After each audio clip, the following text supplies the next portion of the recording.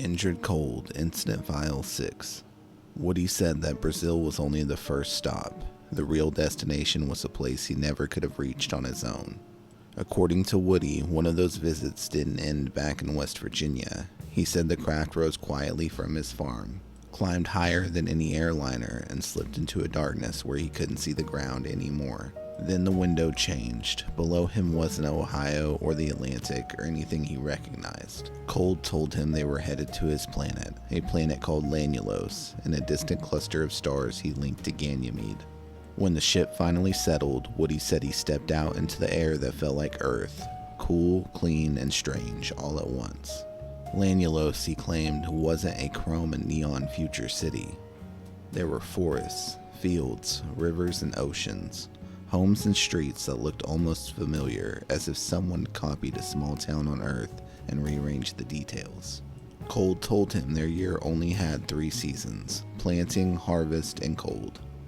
People there, Woody said, could live 125 to 175 of our years.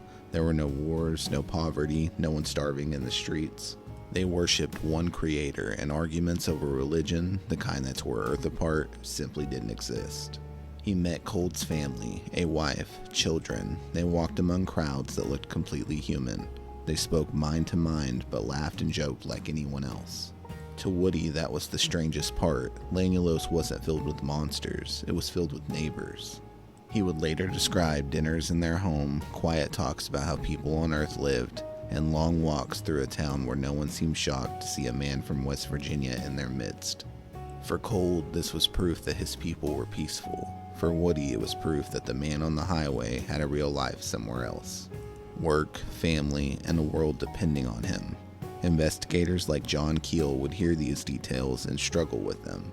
Lanulos sounded less like a sci-fi battlefield and more like a very odd little community with its own rules and expectations.